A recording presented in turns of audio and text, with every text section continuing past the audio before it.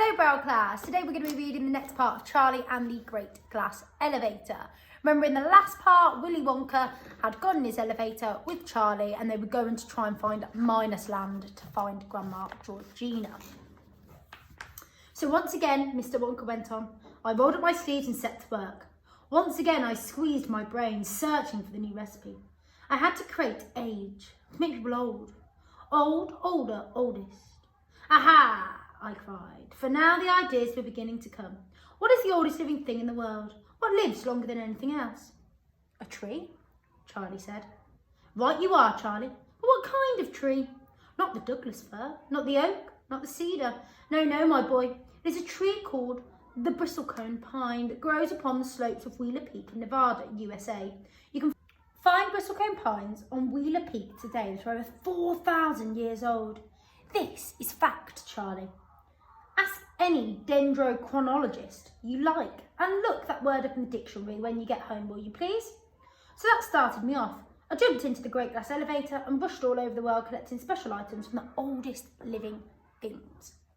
A pint of sap from a 4,000-year-old bristlecone pine, the toenail clippings from a 168-year-old Russian farmer called Petrovich, an egg laid by a 200-year-old tortoise belonging to the King of Tonga, the tail of a 51-year-old horse in Arabia, the whiskers of a 36-year-old cat called Crumpets, an old flea which had lived on Crumpets for 36 years, the tail of a 207-year-old giant rat from Tibet, the black teeth of a 97-year-old Grimelinkin living in a cave on Mount Popocatépetl, the knuckle bones of a 700-year-old Catalu from Peru.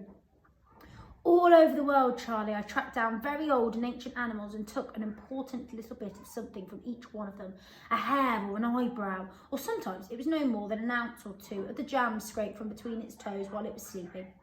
I tracked down the whistle pig, the bobolink, the scroc, the polyfrog, the giant curlicue, the stinging slug and the venomous squircle, who can spit poison right into your eye from 50 yards away.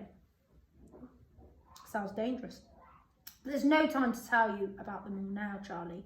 Let me just say quickly that in the end, after lots of boiling and bubbling and mixing and testing in my inventing room, I produced one tiny cupful of oily black liquid and gave 4 drops of it to a brave 20-year-old Oompa Loompa volunteer to see what happened. What did happen? Charlie asked.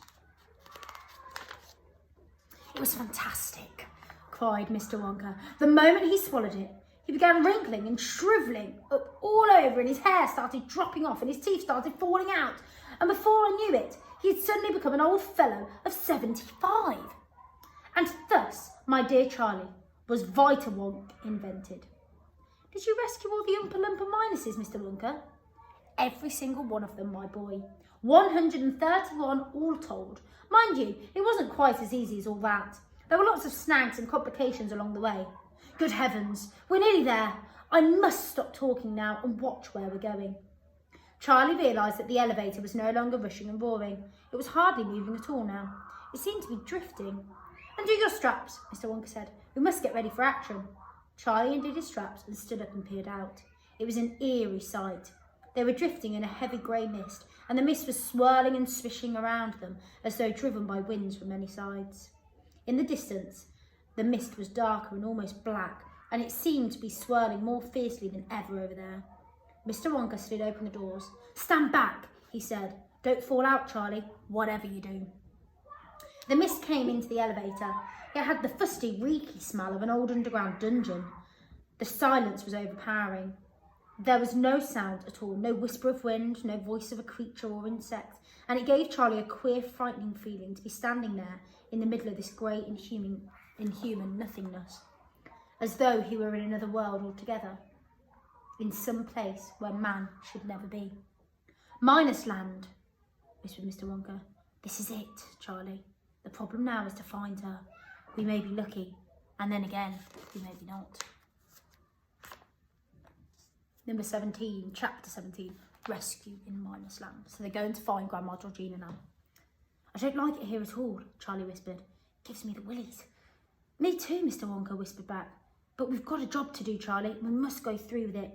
The mist was condensing now on the glass walls of the elevator, making it difficult to see out, except through the open doors. Do any other creatures live here, Mr. Wonka? plenty of Newlies. Are they dangerous? If they bite you, they are. You're a goner, my boy, if you're bitten by a Newlie. The elevator drifted on, rocking gently from side to side. The grey-black oily fog swirled around them. What does a Newlie look like, Mr. Wonka? They don't look like anything, Charlie. They can't. You mean you've never seen one? You can't see Newlies, my boy. You can't even feel them until they puncture your skin. Then it's too late. They've got you. You mean there might be swarms of them all around us this very moment? Charlie asked. There might, said Mr. Wonka. Charlie felt his skin beginning to creep. Do you die at once? He asked. First, you become subtracted. A little later, you're divided, but very slowly. It takes a long time. It's long division and it's very painful. After that, you become one of them. Couldn't we shut the door? Charlie asked. I'm afraid not, my boy. We'd never see her through the glass. There's too much mist and moisture. She's not going to be easy to pick out anyway. Charlie stood at the open doors of the elevator and stared into the swirling vapours. This, he thought, is what hell must be like. Hell without heat. There was something unholy about it all, something unbelievably diabolical. It was also deathly quiet, so desolate and empty. At the same time, the constant movement, the twisting and swirling of the misty vapours gave one the feeling that some very powerful force, evil and malignant, was at work all around. Charlie felt a jab on his arm. He jumped.